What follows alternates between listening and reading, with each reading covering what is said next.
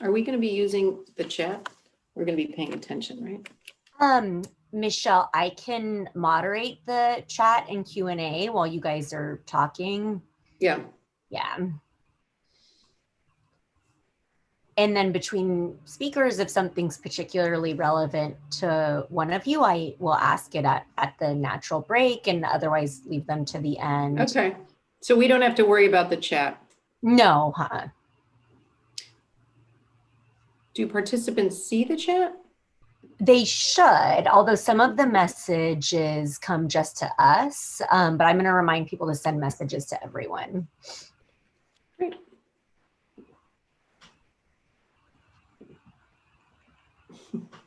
Wow, 155 people have joined. So thank you everyone who is getting on. I'm going to wait until about, I'll wait 1 more minute until 2 after and then get started.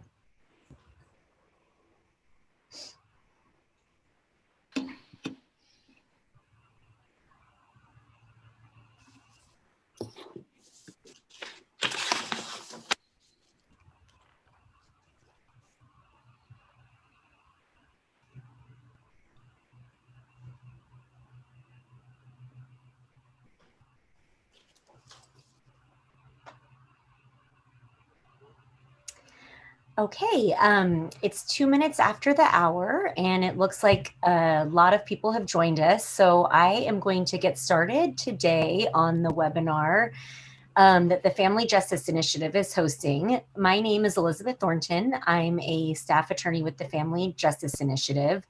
Thank you for joining today's webinar on trauma response resources for attorneys in the child welfare system.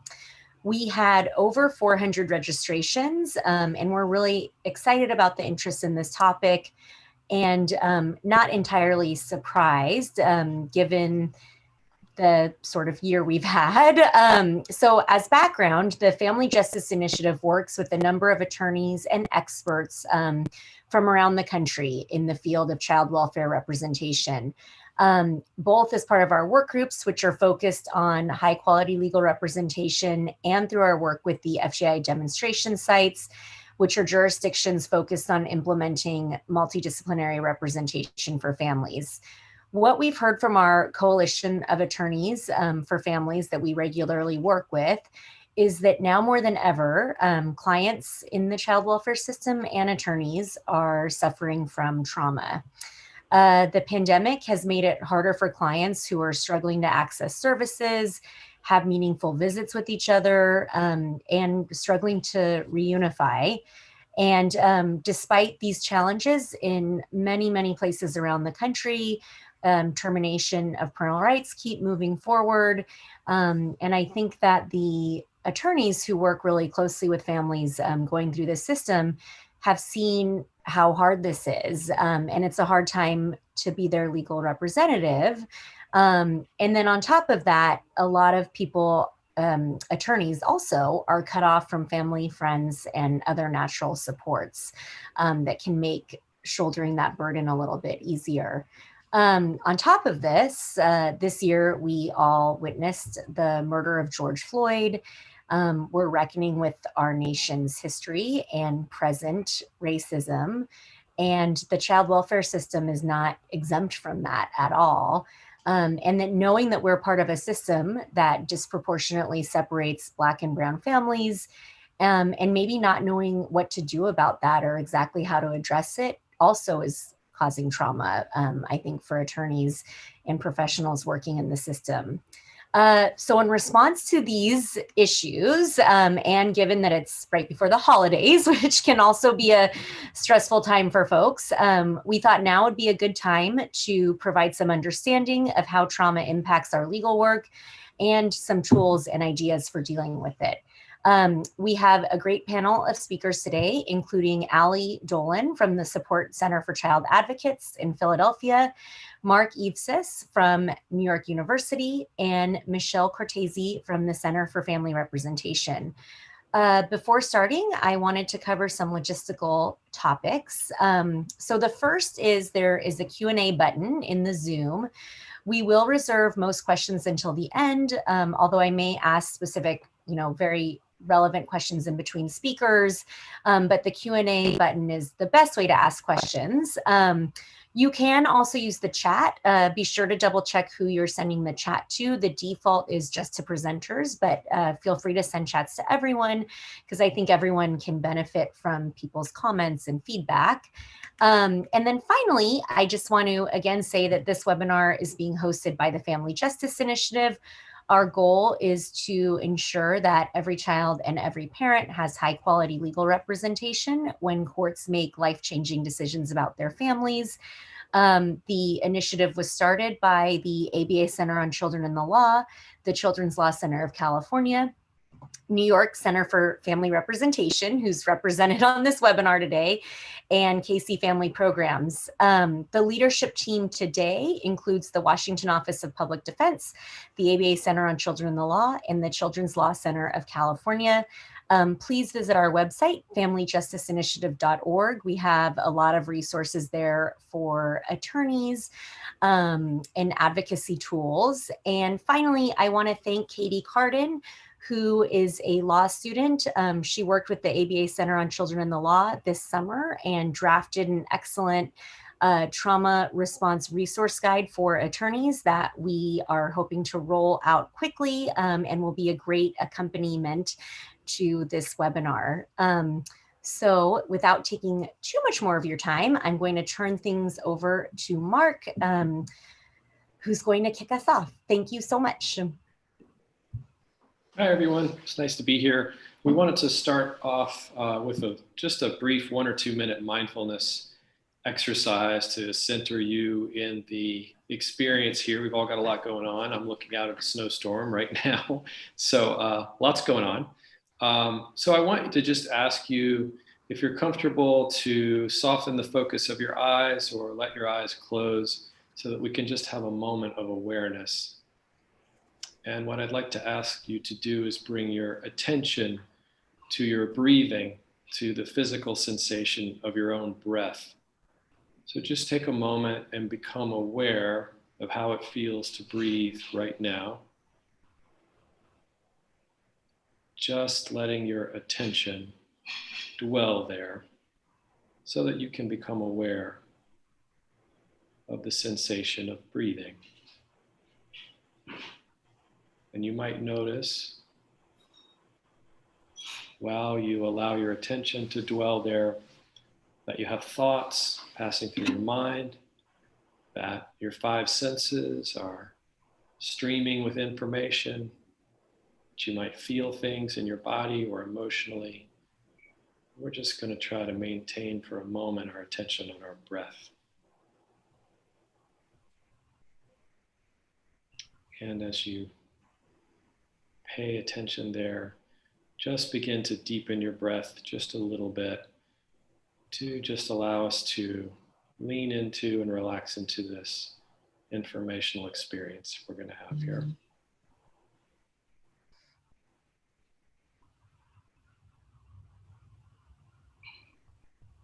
And just finally, just setting an intention today, just for a brief amount of time, that we thank you for today, for your attention, just to set an intention that this is a useful and generative time for you today.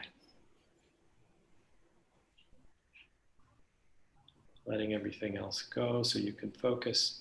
And then at your own pace, just allow yourself to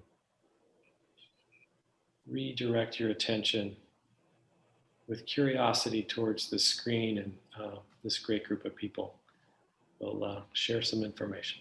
Thank you. Thank you so much, Mark. And Allie, I think that you are going next. Yes. Mark, thank you so much for starting us off to have this conversation more calmly and thoughtfully. Sometimes talking about stress can actually be stressful, so it's great that we have a little bit of a safe place to start that.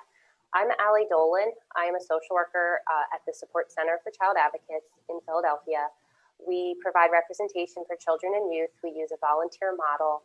And I work in our training department called the Center for Excellence in Advocacy. And I've been doing trainings on secondary traumatic stress for over 8 years now. I'm really passionate about the topic, and I think it's a really big key to providing more trauma responsive care. And I started out just wanting to be more curious about my experiences as a social worker, and why I struggled sometimes at the end of the day, or often, to continue to feel motivated to do the work. So I'm going to provide some terminology today to just kind of help frame the conversation. I'm going to pull up a slide or two to sort of help guide us, but I want to start by just saying it comes to no surprise to any of you, I'm sure, that child welfare attorneys and other professionals have really high levels of trauma exposure. And we're not just really exposed to sort of one thing. I think Liz gave a really good sort of overview of all the different sort of dynamics that we might see. And during the course of a given day, we might have a lot thrown at us. And we don't really always have time to process it. So at the end of the day, it's almost kind of like stones thrown in a pond, where you see the effects on the exterior, but the sources and triggers that are making us feel a certain way sort of get buried or lost in a bit of a muddle. So it can be helpful to have some language to describe what we are experiencing. I'm going to pull up my screen, and hopefully we can all see. So Liz really described a lot of these dynamics. On a given day, our job is to work with families who are going through difficult, sensitive, and complicated things that sometimes include abuse and violence and neglect. And any given case can kind of trigger within us a response. And sometimes it's just the load of cases and the types of situations we see in a high quantity that can get to us. What we might not have been as prepared for when we started this work is the ways that families can be harmed by becoming involved in the system. And our role in that may leave us grappling with some distress or even anger.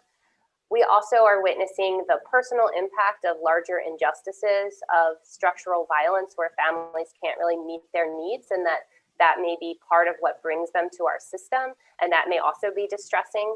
And it also limits our clients' options and opportunities and access to things that can be healing. We also mentioned racial trauma that we have seen this year in a heightened way, but that for many of us, this is not a new experience. It's just a new focus, and hopefully it will bring about needed change in the ways that racism impacts our clients, but also the system. And we also are exposed to other types of discrimination. We see homophobia, we see ableism, we see other types of ethnic discrimination, barriers for families that are new to our country. And all of this is really heightened with COVID-19, and also very revelatory, like we're seeing this more in this last year. So just a pause, because it can be heavy, like I said, to name all these things, but it can also be really important, because when we're really swimming in these waters, it's hard to kind of identify what's coming at us. But when we're able to sort of pause and say, okay, this is upsetting, I need to make sure I take care of myself after this meeting, or I need to make sure I take a little extra time at lunch to recover from this, that can actually be really helpful. And while this training is really about secondary experiences to this trauma exposure, I just want to acknowledge that many people on the call might have firsthand experiences of these things, and that it's important that we take care of ourselves and are sensitive to that. And also that for our clients, this is this is a reality, this is their story, and that I think this slide also shows the need for really trauma responsive, race conscious, and sensitive practices that we include in our report and relationships with our clients, and that we try to bring to proceedings. Because when we are able to be more responsive and sensitive, we can hopefully mitigate the re-traumatizing aspects of being involved in court and child welfare system in general, and hopefully kind of contain some of the, trauma responses and high emotions that can come in some of our interactions with clients, which also helps us as professionals. So taking care of ourselves is actually a really big component of being trauma-informed and trauma-sensitive. So sometimes self-care is kind of looked at as a luxury or something that we do when we're done everything else. But I think we really need to reframe it as part of ethical best practice and really part of supporting our clients. Self-awareness is a really big key to that. So kind of understanding how these things impact us, but also understanding what we bring with us into these experiences. So factors that can influence how we respond include our lived experiences, our identities, our role, also the support we have at work and at home. They can all sort of impact the how. And sort of trauma, these are both good umbrella terms. Trauma exposure response was coined by Laura Vandernoot-Lipsky in a great book called Trauma Stewardship that I really recommend. And it's really just about sort of the internal response to what we witness, hear, see externally of the suffering of other people, particularly people that we care about or feel responsible towards. The pain and duress that can result from that is often called secondary traumatic response or secondary traumatic stress. And that's, like I said, an umbrella term. And within that, there can be a lot of variation to people's responses. So I would love, as I'm going to make this a little more interactive, if people could just put in the chat box examples or just a yes, or put the term if it relates to you as I go.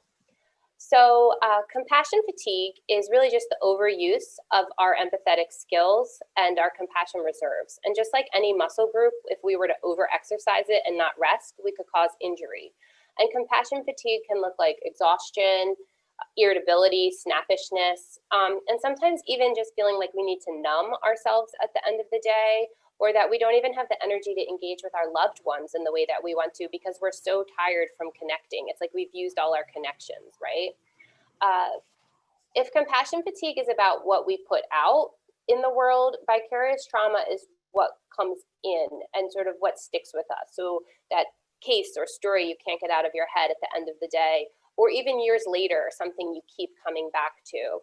And when we don't have the chance to kind of process that or wring that out, it can cause some internal shifts where we might start to feel more hyper vigilant. We might start to feel like the world just isn't safe or fair, or that we might feel hopeless or cynical.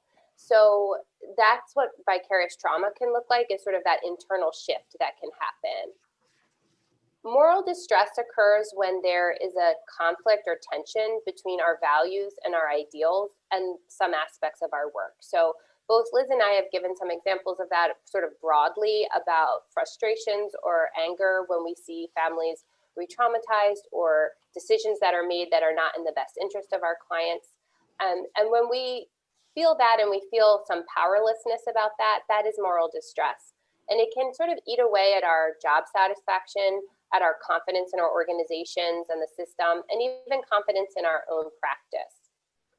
And all of that can be predictive of burnout. And I think we probably all have had some experience of burnout in our lives or someone close to us. And it's sort of just complete exhaustion physically, emotionally, and spiritually.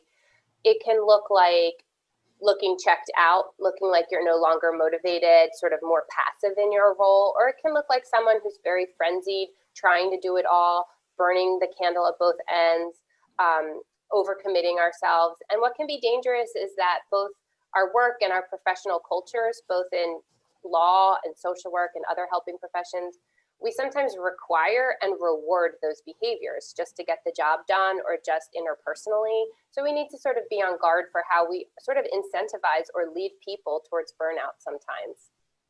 And I saved cumulative stress for last because it's so demonstrative of 2020, just sort of what is your overall stress load. We've been talking about interpersonal work here, but there are challenges to that, but for a lot of us, it might be the most rewarding or important thing that we do. And the other sources of stress might be office politics, staff meetings, taking notes, making sure our records are up to date, filing a brief, prepping for our litigation. Those might be sources of stress, as well as our personal lives. And I think with COVID-19, we've all had experiences of loss, of grief, and isolation. So it's just really important to acknowledge that our overall stress is much higher probably than it may typically be, and just the importance of really meeting our basic physical needs right now for sleep and eating and movement because of how high our stress load may be. So again, this is another good place to just take a pause and take a breath, because like I said, it can be somewhat stressful to hear about all of this and almost like make us hyper aware of this. So instead of kind of throwing a slide of symptoms at you, I'm just going to ask a couple questions. And if people are comfortable putting it in the chat box, that will sort of create our list of symptoms. How do you feel this physically? How do you show signs of these stressors physically? How do you see them emotionally and in your relationships? And how do you see them professionally? What's the professional impact? So I'm just going to ask that if you're comfortable putting that in the chat box, that will really help make this more interactive, conversational, and also connective. Because yes, these situations can impact our practice, and it's really important to be aware of them. But it's also important to destigmatize these experiences because they're very inevitable aspects of the work that we do. They're like sort of a human response to inhumane conditions, and we want to be impacted by the work because we want to bring our whole selves to it. So if people wouldn't mind sort of taking the opportunity to share just the way that they see this impacting them in the chat box, that will be a really good bridge to Michelle's portion of the webinar where she's going to talk about how she saw this impacting her staff and some things that she put into place. And just sort of in closing for my section, I just want to say that while it can be sort of, we are talking about the challenges here, sort of the paradox and irony is that the more we're aware of them and the more we're open to talking about them and we put some things in place that Mark is going to describe, that ironically, like when we're more compassionate towards ourselves, we're able to be more engaging with our clients and actually more effective for our clients. So thank you very much. I'm going to hand it over to Michelle and stop my share. And Michelle, just let me know when if you need any slides up. Okay. Thanks. And Michelle, I don't know if you saw all of the responses. Oh no, I'm trying to, they're coming in Okay. so fast that I was trying to read all of them. I'm kind of sorry that I can't keep reading the chat, but I maybe we'll be able to save the chat somehow too. My name is Michelle, and I am an attorney, and I've been in legal services my entire career, so close to 35 years now. I'm happy to be here.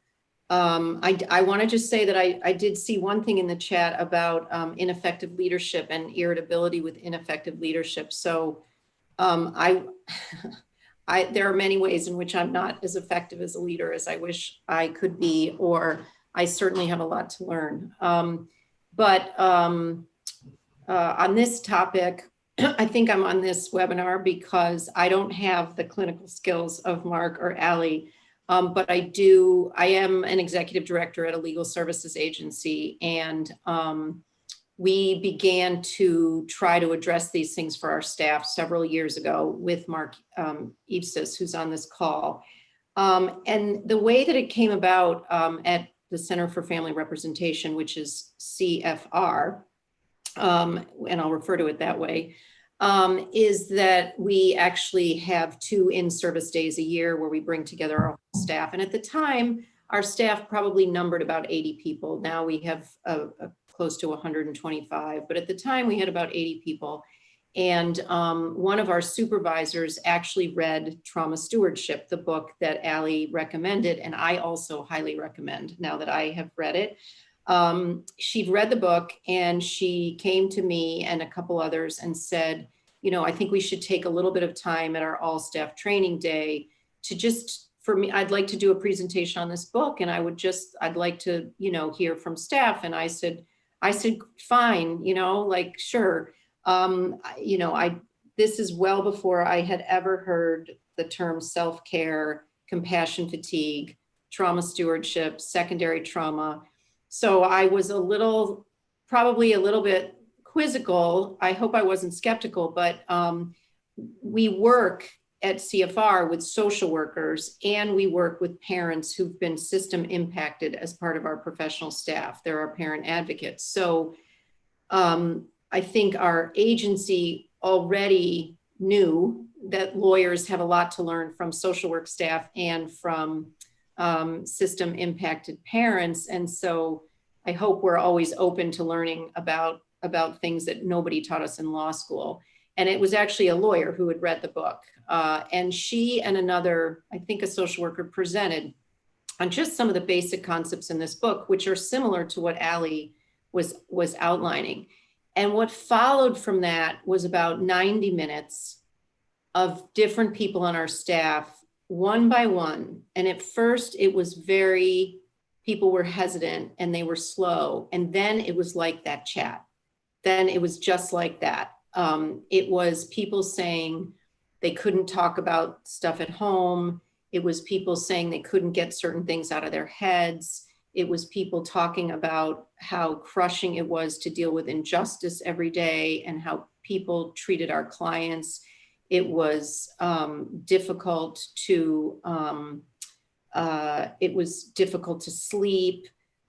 People couldn't relax even when they were on vacation. People were having, thoughts of catastrophes. I saw the chat about the Mr. Rogers movie. I don't think you have to put your hand over your face. I think that these are the things that people experience when they do the kind of work that we do, where we're pretty chronically under-resourced, pretty chronically overworked. And there's always so much more we can do for our clients. And there's always so much more we wish the system would change.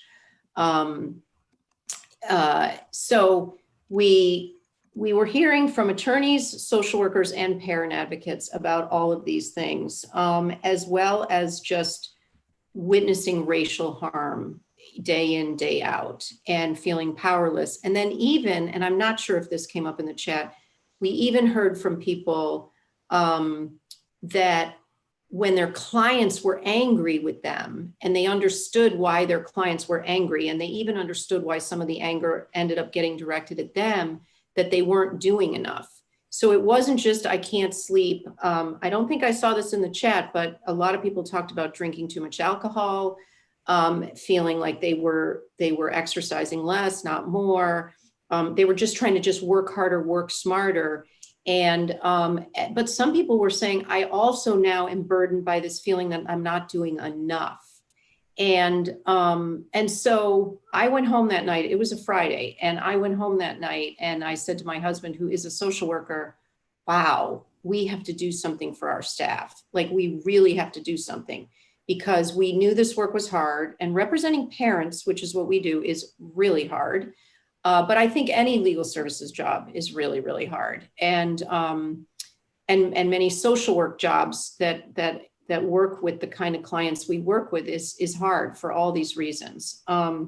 Anyway, I thought this was going to be very simple. I thought that there must be some curriculum out there or some routine, organizational routine, that we could easily adapt to our agency. And that proved not to be the case. And I want to say that I even met with a psychiatrist who worked with people who had gone through primary traumas that were quite severe. And she worked at a mental health agency. And I said, what do you do for the staff? And she said, nothing. Our staff acts like it isn't having any impact on us. So that was depressing. But anyway, I'll speed through a series of phone calls and lunches and conversations. And we eventually found a social worker who led us to Mark Evesis, and we presented him with the challenge of developing a curriculum for CFR of some sort. And, like any good idea, executing it is more challenging than having the good idea. And so we had to come up with something that would work. And we had to deal with issues around privacy versus confidentiality. And I know Mark is going to talk about some of these things. We had to address, is this mandatory? Is this optional? Who's in the room? Is there something that is for supervisors separate from staff? Is everyone together? What time of day do we do it? Anyway, and this has been several years now that we've been doing what Mark calls resiliency building groups. And they've had many iterations. And I want to speak a little bit about some of the challenges. But if you could, Allie, just throw up that slide. Beginning the resiliency building work also led us through a series of surveys and conversations with staff to doing some other things. So we had resiliency building groups. Mark and his staff ran some groups for supervisors. We did some additional in-service trainings on compassion fatigue and on things that each of us can do. We made Mark available in a very episodic way, like for a single meeting, he or the professionals he works with, for staff when they had been through something particularly difficult. And of course, it's hard to draw that line because so much is difficult that our clients go through. But a client having a child die in foster care, for example, something along those lines that was just felt so weighty and overwhelming that we felt like this person really needs their own individual meeting. And then we even did mindfulness training with another individual, and we had yoga certificates for a while because some staff said, you know what, I don't want to go to a resiliency building group. I don't want to talk with other people. I want to do yoga. So you can take it down now. Thanks, Allie, for doing that for me. So let me just say, because I know we're going to do a Q&A and I want to give Mark time. Let me just say that there was a few things that I think were particularly important about this. One was that Mark framed the work not just in learning about secondary trauma, but about building resiliency, which is really, I think, the end goal that we're after, because most of us, I think, want to do this work and we want to bring our whole selves to it. And we wouldn't be doing it if we weren't committed, but we want to still have energy and creativity.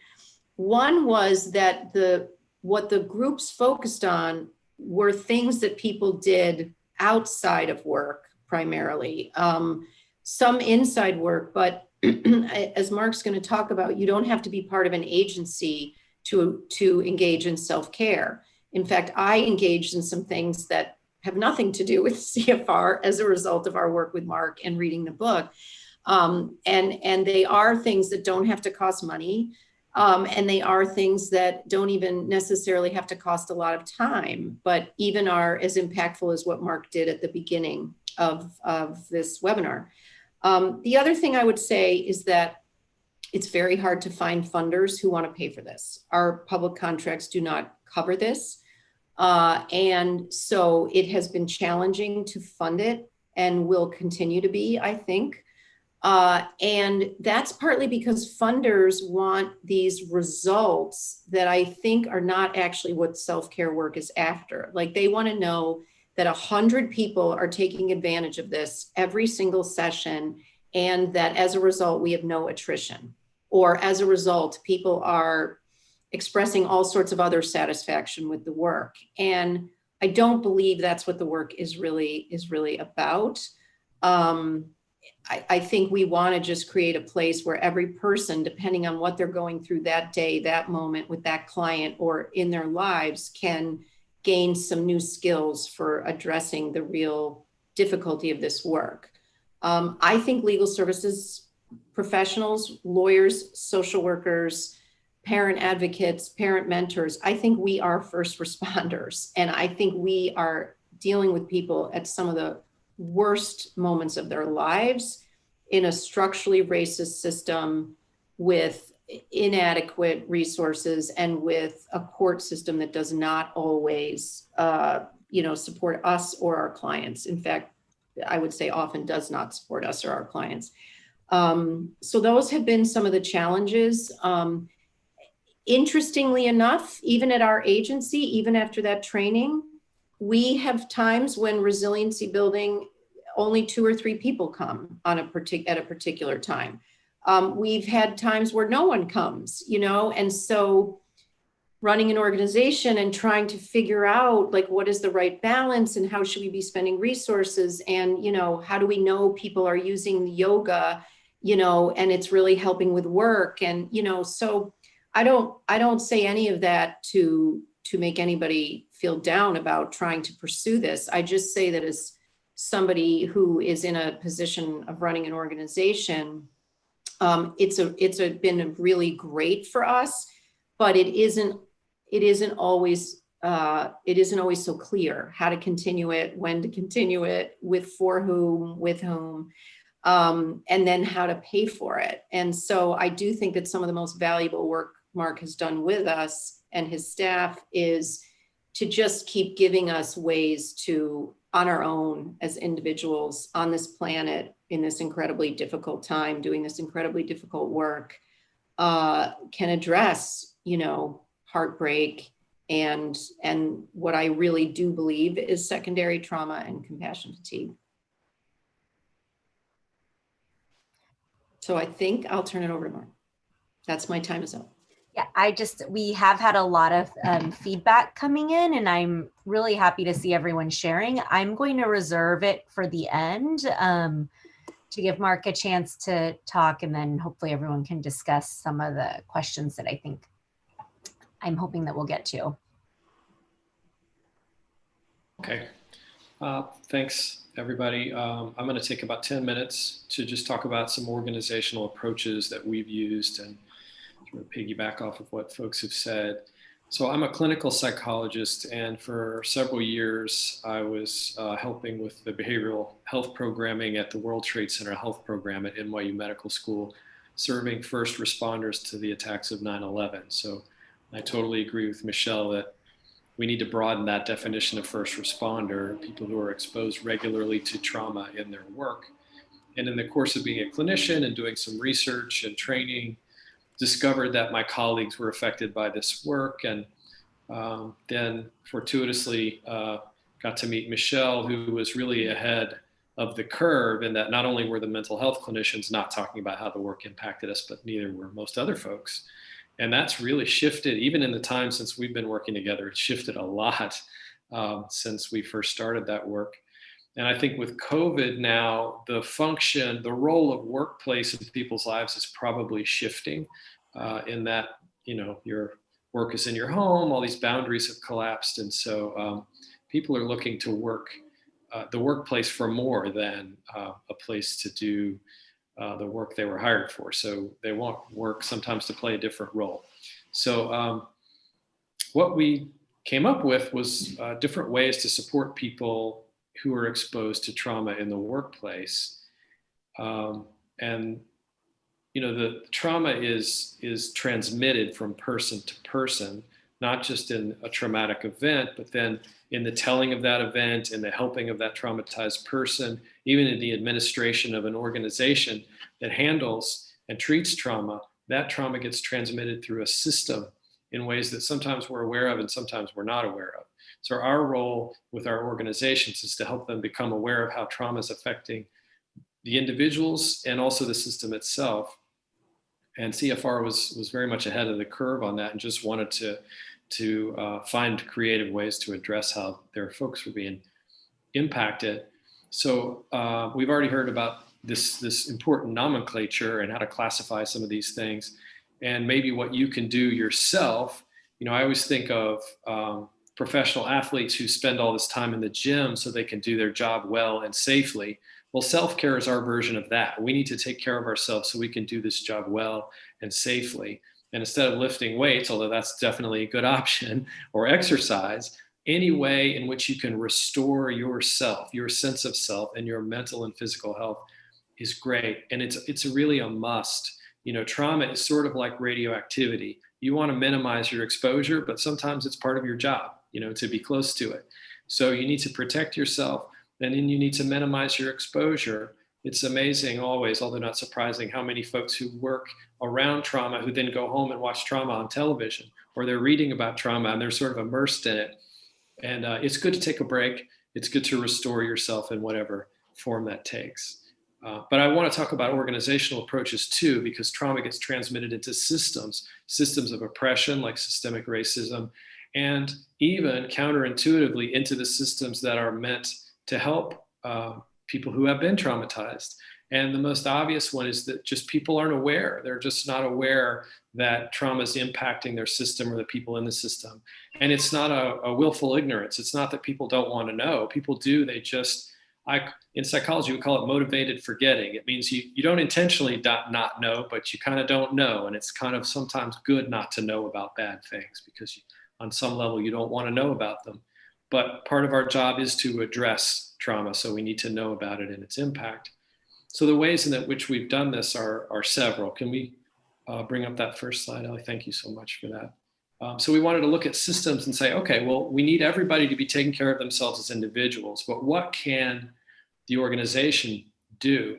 And there's this tension, because a natural tension, that we want people to take care of themselves, but, and people have talked about, for example, yoga on the chat. Yoga is great, and you can do a lot of yoga, and it's going to help you, and I highly encourage everyone to do it.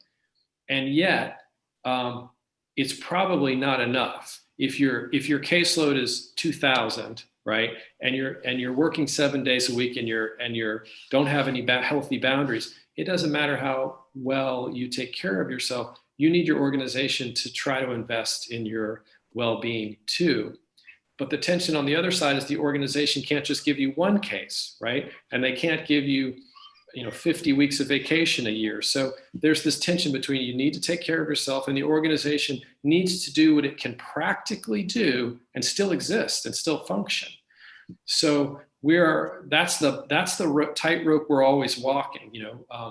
Staff want a lot, and because they're going through a lot, and there are limited resources the organization can provide. But these are some things that can be sort of guidelines, and there's an excellent document this group has produced that you can find some of these things. Just identifying and trying to reduce occupational stress. It sounds obvious. Try to reduce the level of stress in the organization that you can in any way you can. And at CFR, they were weighting cases, and they're looking at caseloads intentionally to try to account for that. It turns out that the symptoms that people are describing on the chat, which are very normal and expected secondary trauma symptoms, one way that they tend to go down is if they are experiencing a low level of organizational stress. In other words, they find the workplace a welcoming, well-organized, well-led place. If they feel that way, they're less likely to be traumatized. Increasing professional efficacy means having programming, having professional growth, giving people a sense of growth and a trajectory as much as possible within the organization. Supervision and training. It doesn't have to be about trauma, but people do feel less affected by the work when they feel like they're growing professionally. And then, of course, having a specific mission and staying in touch with the values, ethics, and missions of the organization itself. Organizational identity is important. And then general communication. These are just general guidelines. We'll get to specifics on the next slide. Just generally promoting open communication as much as possible. Again, there's that tension. An organization can't be completely transparent. It's no longer an organization. So you have to have structured, boundary communication practices within your organization that people are aware of.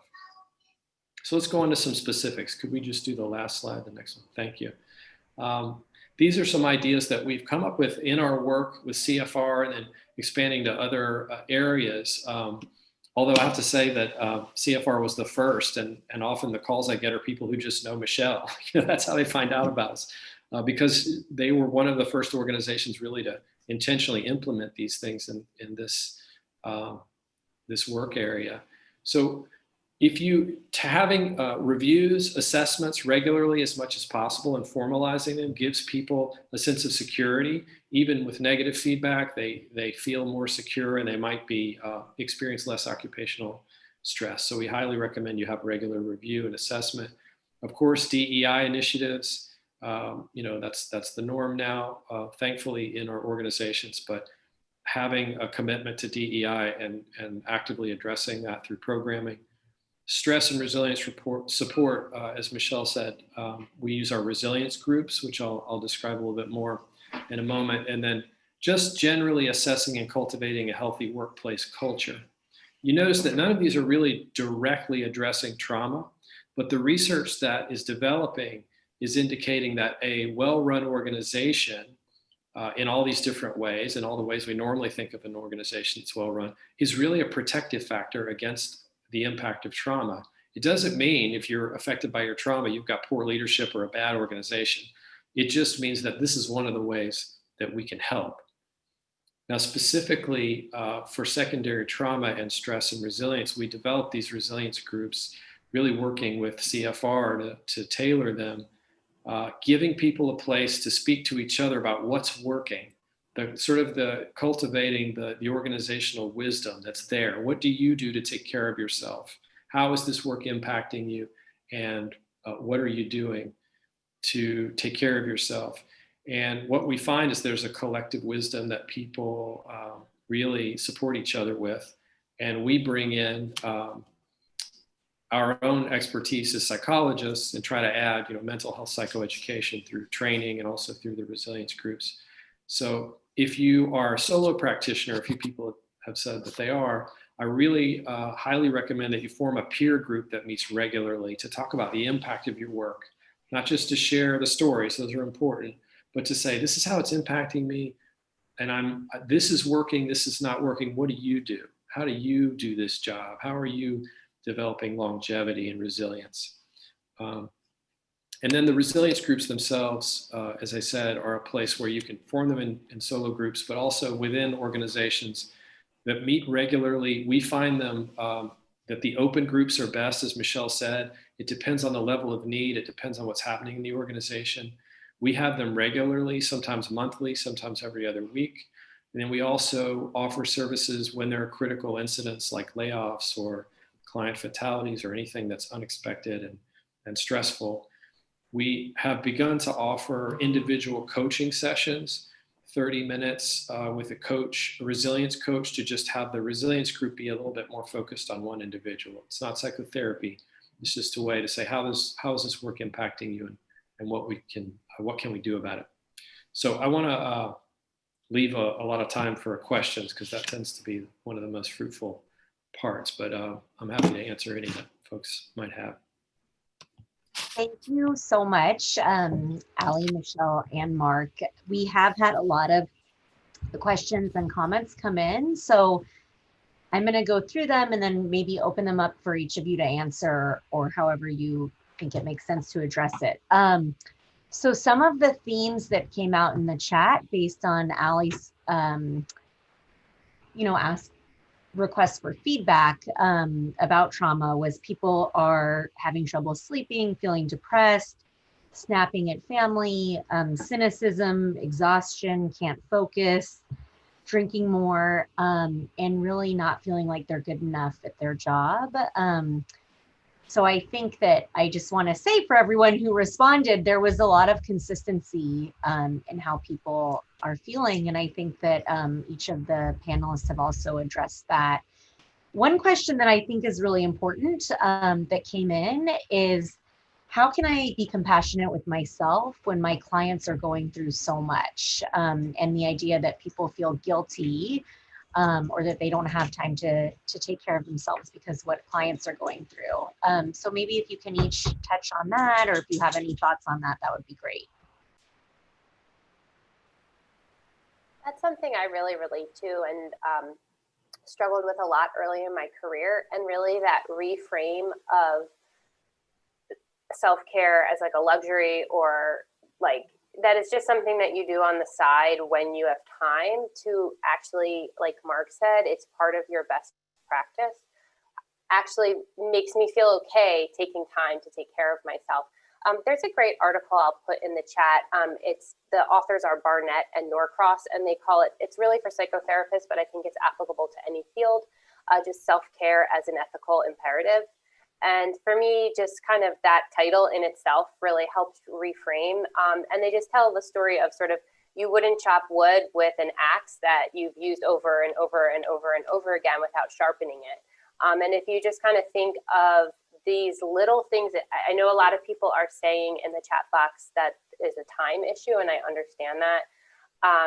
But finding things that you can do that quickly connect you to your senses, taking the deep breaths, getting outside, getting a little bit of movement, things that you can build into your day. 5 minutes in the morning with your cup of coffee can have such a really big impact on sort of sharpening your skills and just making you a little more present. So giving yourself permission to do that, even for some of us, we've been so trained to be givers. So if you think of it as doing something for your clients, the payoff is that you will begin to kind of connect to yourself in the way that Mark described.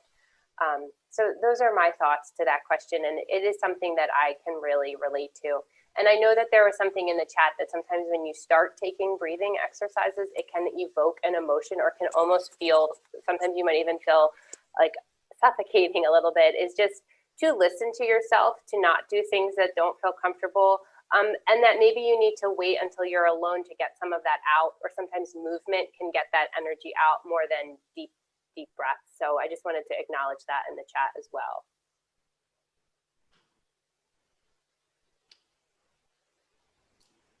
I have a couple responses, but it's probably better for Mark to speak since I'm not the clinician. Go ahead, please. Well, I guess I was just going to say that and I appreciate that there's a lot of solo practitioners on the call or on the webinar who aren't going to be able to work on something maybe in a collective way. But I think that just speaking for myself and the way some of the resiliency building has impacted me, I think this metaphor about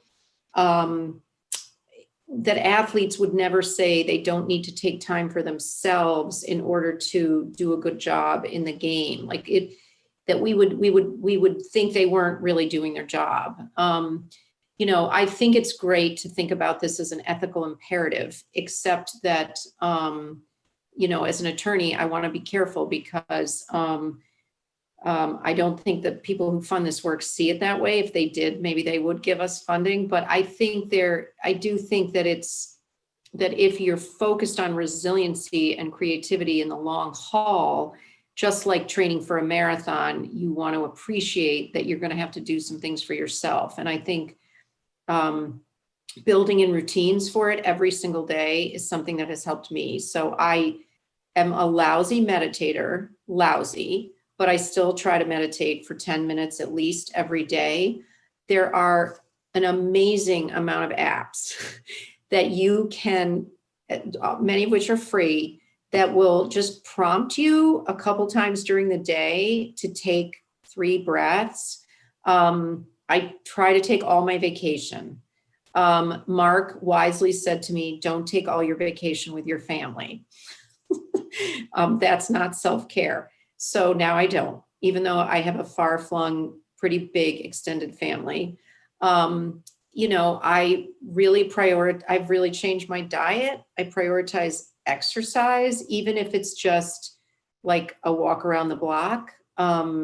Just trying to make sure that there's little things that I do each day. And I'm not like a textbook case. And honestly, my job is very stressful, but I don't for a minute think it's as stressful as dealing with clients. Now I have other stressors, like how to pay for the work of dealing with clients, and that can be pretty stressful. But I also would just say that the trauma stewardship book has some really interesting ideas in it. I will never be a tree hugger, but there's these little rituals you can create for yourself to just be a little more intentional. And I can say that I think it does pay off. Like I am a more creative, productive attorney than I was before I started this and was trying to fill every damn minute with just more work. And for whatever that's worth, I feel the same guilt. I drink more alcohol than I should. I don't eat as well as other people do and all those things. But I am more productive and I think I am more creative. I really do. And I don't know if the staff at CFR would agree. I mean, I'm sure they could point to 25 things that make me ineffective or they wish I did differently, but I think it's real. And I think if you don't believe me, believe the clinicians that link. And Mark, I don't know if you want to add anything to that or. Thank you. Yeah, I would echo all of that and say, and I just saw this on the textbook, on the chat box, that it's you're working within a system, a larger system that you're powerless to change. And that is taxing, and so you cannot continue to do the work if you're not able to draw boundaries. And we use that word a lot, drawing boundaries between your life and your personal life and your professional life with email and phones The only time you're going to have boundaries is when you actually set them intentionally. You could stay up all night and just get emails and work on your phone. So that means when you're setting boundaries, it's a choice. And some people experience the choice to set boundaries as a morally bad thing. I feel guilty because I'm not answering the phone at midnight because I need to sleep. And we've all read, or many people have read, The Giving Tree, or some metaphor for if you give too much, you have nothing left to give and you can't help anymore.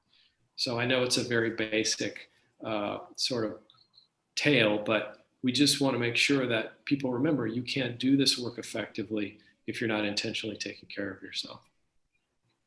So we have had so many great questions, and we're getting very close to the end. We only have 5 minutes left. So I'm going to combine two into one because I think they are particularly relevant. One is, do any of you have tips for getting leadership to recognize the importance of self-care and of doing this work? Because I think a lot of what has come through is that many people don't feel supported in the work and don't feel that either the system they're working in, cares about their trauma response and addressing it. And then my other question is if anyone has any tips for solo practitioners or ideas on how to set up those groups with colleagues to have the peer support. So I will that's probably the last that we have time to address. But if any of you can speak sort of briefly to either of those two questions.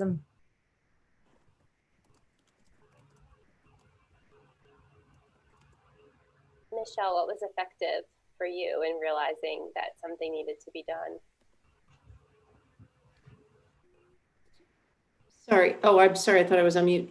What was, you mean me personally or me organizationally? Or organizationally, because I think the question is how do we speak to leadership?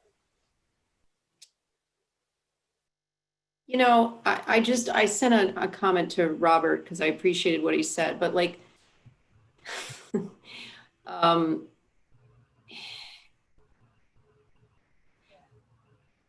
at CFR, we have a lot of routines that are about collective decision-making and listening. And maybe it's partly that we had fertile ground for it. I will say that I used to represent children before representing parents. And I found representing parents much harder. And so I think I was kind of attuned to like, this is a harder job. And I'm not saying representing children isn't hard. So I think we were always looking for things that we could do.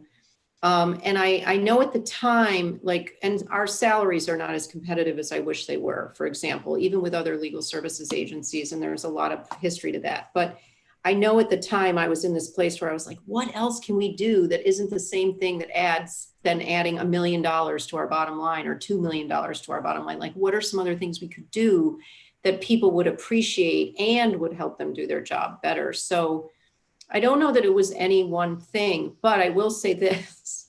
The supervisor convinced me to read the book. She's like, if we're going to do the training, read the book. And so if you can get one of your managers to read Trauma Stewardship, because I read it and I even went to a presentation that the author did. And when I was listening to the author at her presentation, I was aware that she was talking about things that were also about me and my career and how I had handled stress. So maybe it was just kind of like a good confluence, but, keep talking, share resources,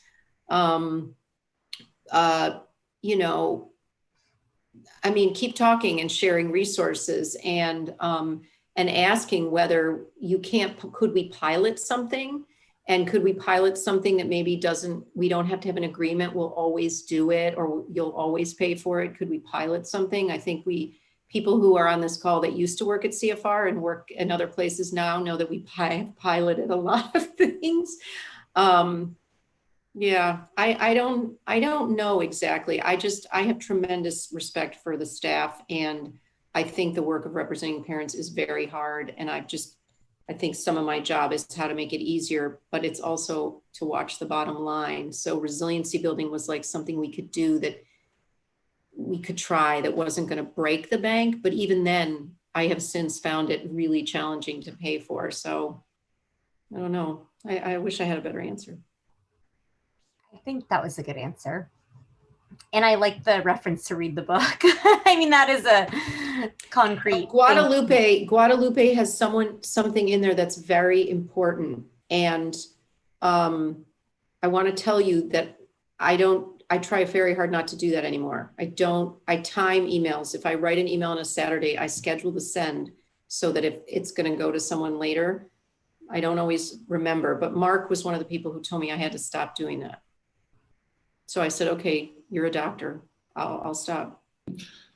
I suggested it gently, but I do think an assessment too, because Michelle just did this naturally because she was paying attention, but not all leaders do that. You know, if you can do some kind of assessment in your organization to ask about work impact, sometimes that will help a leader see, you know, what the impact is of the work on the folks working there. And there's a self-assessment. There's a tool that's free about it has an acronym, and maybe if a bunch of people in the organization did it, they could present the results and say, look, this is impacting all of us. And we're presenting it because we're committed to our clients and want to keep at it. Mm-hmm. So it is 1 minute past the hour. Sorry. Oh no, thank you. And I'm really excited. I mean, I'm glad to get so much feedback on chat and so many questions. There was a question if we can send a link to the self-assessment tool. Michelle or Mark or Allie, I'll follow up with you on that. And I'll also double check the resource that we're putting out to see if we have a link to that in our resource guide, which I can't remember off the top of my head. But I want to thank everyone for calling in and thank the panelists for your expertise and volunteering your time for this.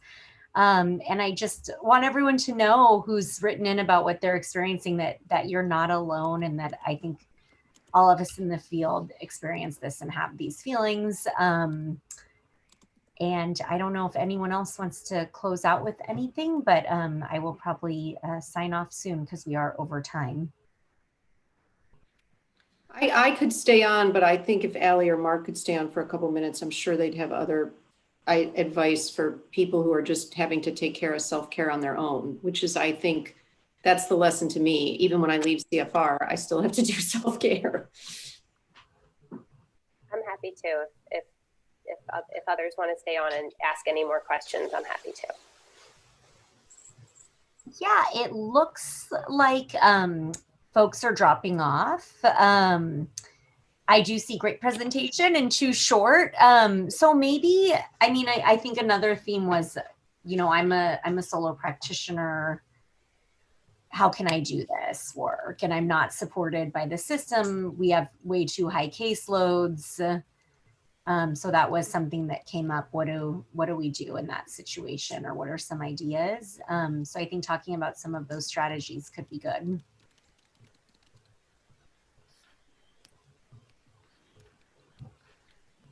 I think it's an interesting dynamic because when you're in solo practitioner, the organization is yourself, kind of, and it's like a small business in a way. And so if you think of that piece a little bit more of what, you know, what you need, if you are your employee, you are your own tool, you know, and you can't do this work if you're ill, you can't do this work if you're burnt out. And so the investment in the time that you make might, again, just feel a little differently. And I think a really big piece of trying to put more self-care into practice is just trying to make something that you do a routine. So it can be starting very, very small, whether it's, I agree with Michelle, I am not a long meditator, but I started with a goal of 5 minutes a day. And honestly, a lot of times it was like 2 or 3 minutes. that was all I really felt like I could handle, and just making myself do it at the same time every day, putting it in your calendar. If that doesn't work for you, like not judging yourself, but trying something else, whether it's a walk, whether it's a gratitude journal of just every day I'm going to write down 2 or 3 things that went well, and trying to do the same thing around the same time for 3 weeks. And it really kind of trains your brain to anticipate that and to look forward to it. And even when you feel stress in the moment, you say, oh, I'm going to be okay when I get out for my walk. I'm going to be okay when I have some time to write my feelings out. So, I think for those of you that are in solo practice and this feels really overwhelming, I would maybe take that organizational piece to the side and just kind of think of yourself as, what can I do just for myself as my biggest resource of my small business, and just try to put a very simple routine in place.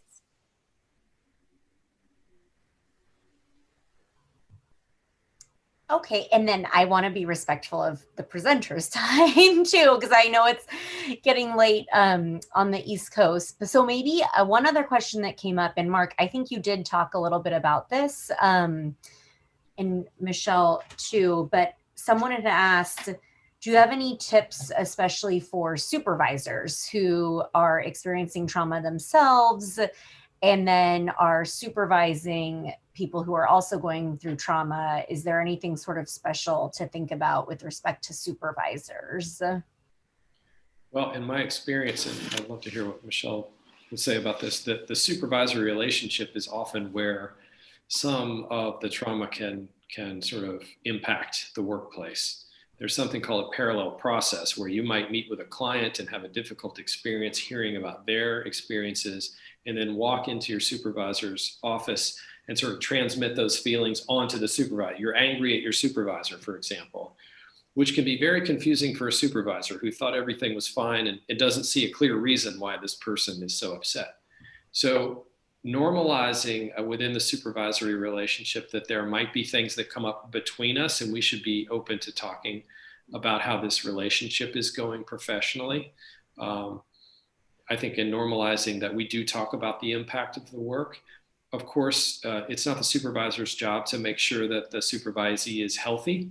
That's the supervisee's job. But normalizing, we talk about work impact here, and we talk about how it impacts the supervisory relationship. And then just lastly, I think the supervisors really have to try to get good at this self-care stuff and rock their own program, as I saw on the chat box. But Michelle, I wonder what you'd say about the supervisors.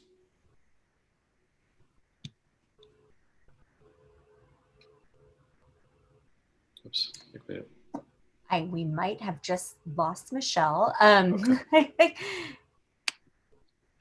So the last, I'll finish. No, I'm here. Okay. So did you have anything to add about the supervisors? I'm sorry, I'm having internet. I'm being told I'm having connectivity problems, and then I just got cut off. I would say that you never completely master supervision, and you have to continue to be open to being better and better at it.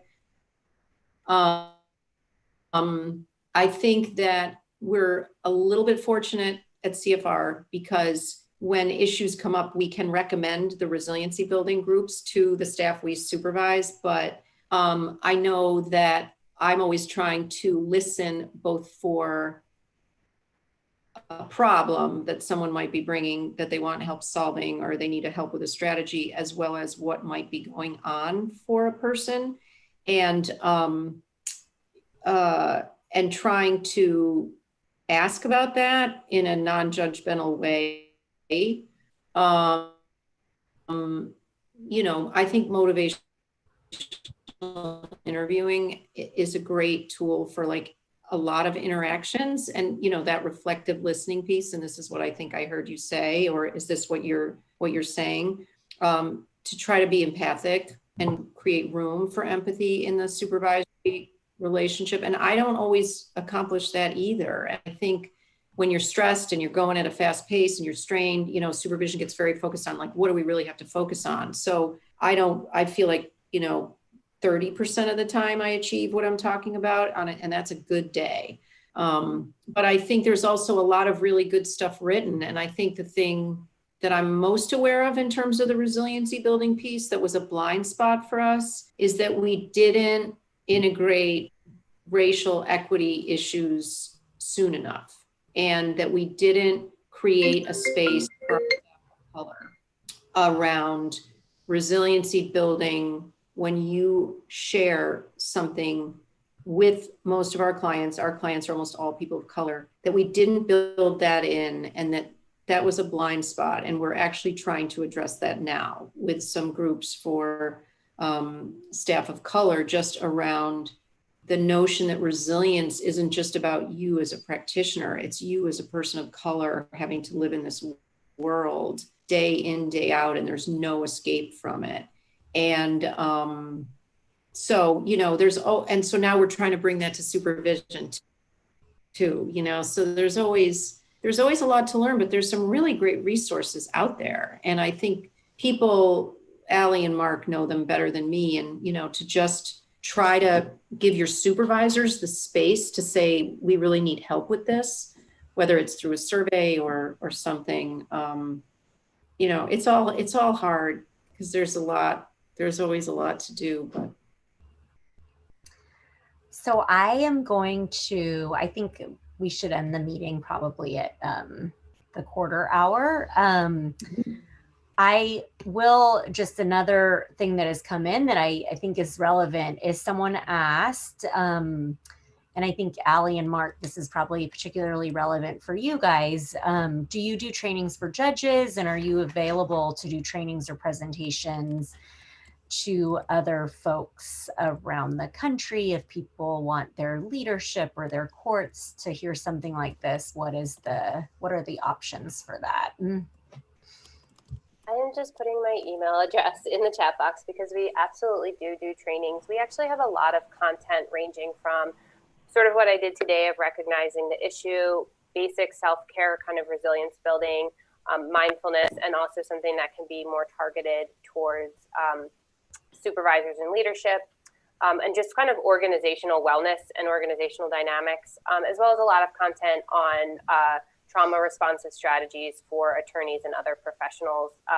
And like Michelle said, trying to be more intentional about incorporating the issues of diversity, equity, and inclusion into all of our topics related to trauma, because those experiences, when there's a lack of sensitivity to that, those experiences are also traumatic and stress provoking. So I would be happy to talk to anyone that has interest. We also can be really creative in funding. I noticed that there were some people saying it's hard to find funding for this, but we have done it on a short string and brought organizations together to help fund it. Sometimes we can charge for CLE or CEU to offset costs. So please be in touch. Yeah, I couldn't have said it better myself. That's great. That sounds fantastic. I think probably one thing that you guys do, Allie, and that we also do is meet with leadership and try to help them understand how this might be helpful too, in addition to the funding piece, that this might be relevant to the work. It's not just people unhappy in the workplace because they're unhappy in the workplace, but that there's real meaning to this, and there are things that can be done. Great. So thank you for staying on for 15 minutes. Thank you for the presenters for staying on, and for the folks that were able to stay on to listen in. This has been recorded. I think the chat will be recorded, and we can send out the contact information, and hopefully we'll have our resource guide soon, which we'll send out to all of you as well. So thank you again, and I hope that everyone. Thanks to everybody for coming. Thank you, everyone, for staying on too and continuing the conversation. Great. Okay, I'm gonna leave the meeting. So hopefully that doesn't mess anything up. And it was nice